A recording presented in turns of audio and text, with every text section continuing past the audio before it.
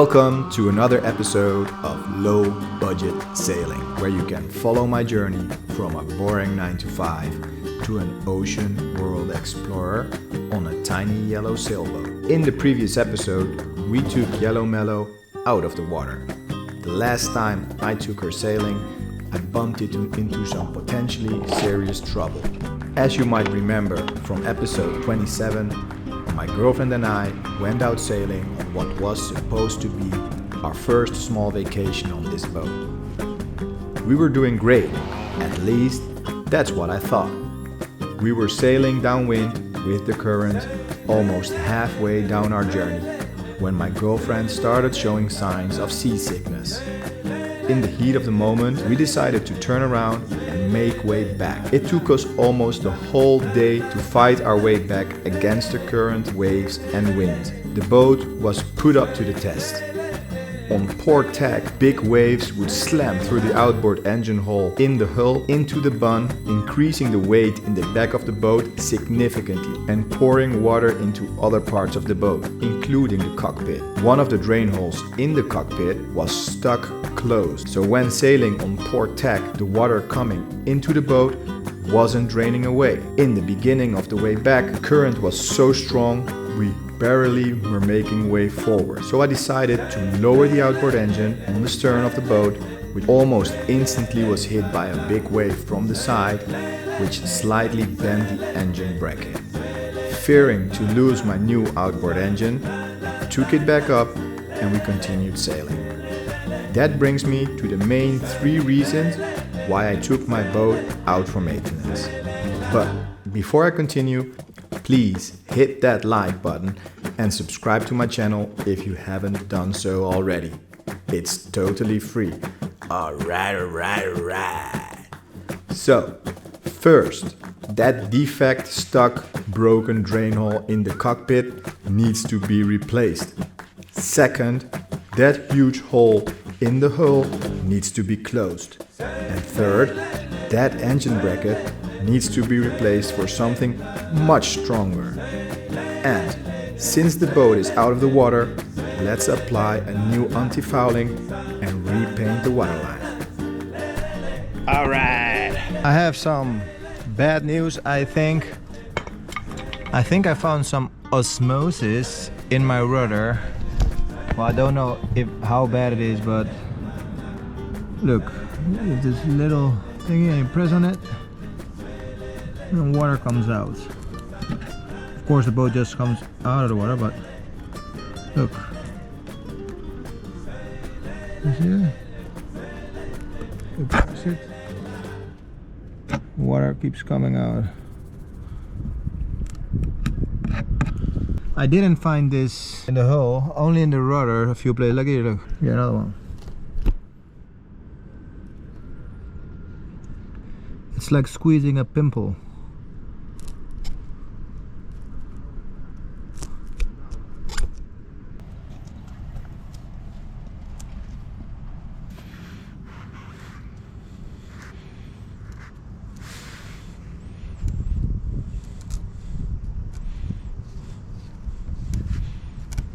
The osmosis just keeps coming. I'm starting to find where like big osmosis in the rudder. Of course it's the rudder, so no big deal. The rest of the hull seems without any signs of osmosis.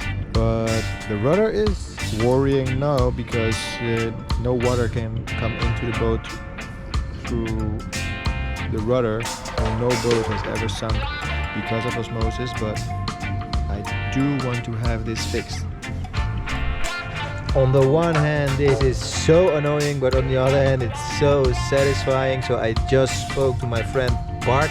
Bart is a handyman, and Bart just told me, Adriano, it's not a real problem, but it has to be addressed, this osmosis. So make sure you open all the osmosis up, scratch it open, and we will have to let it dry. And after it's dry, we'll work it with epoxy. Alright. So this is the hole we're talking about. As you can see, it's not very big. I think it's 30 centimeters by 25 centimeters, something like that.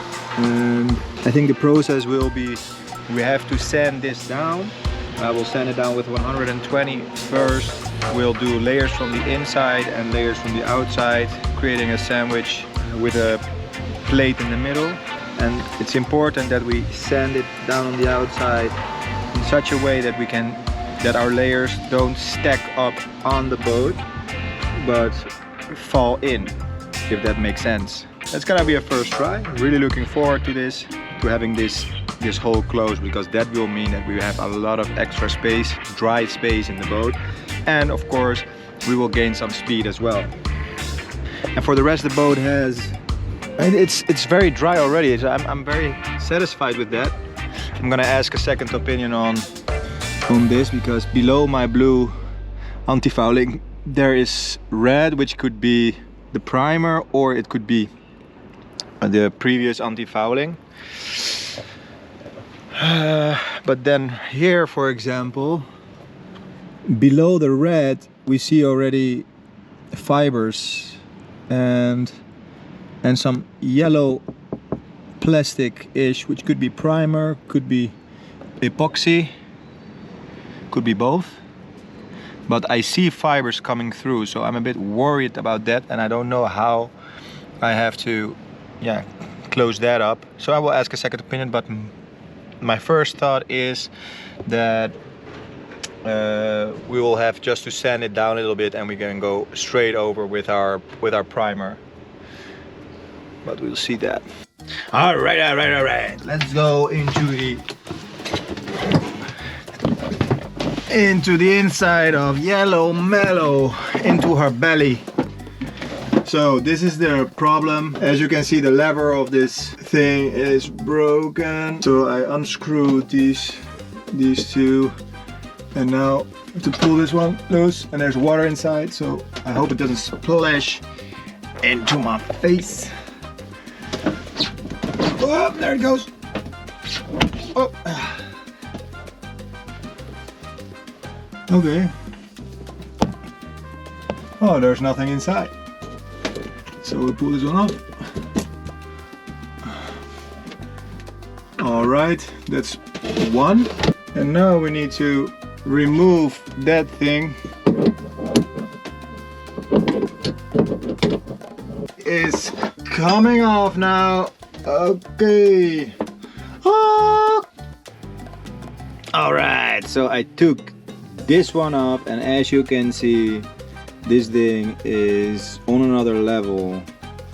I tried cutting into it, putting a bolt in it to try to overrule this, but this is just not going open anymore. Maybe now. No, it's all rusty, and now we have a new one right here.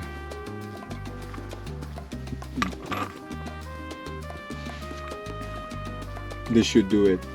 This should do the trick. All right. Top water tape on there. Let's get it in.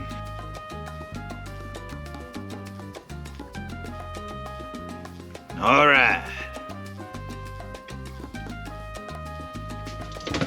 All right. Let's see if I can get this thing back on.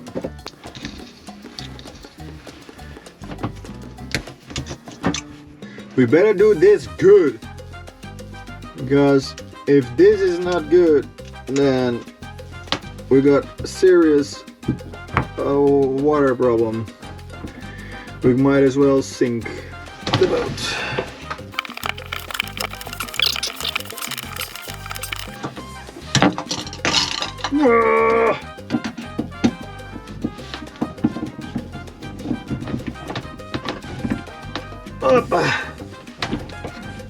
Okay.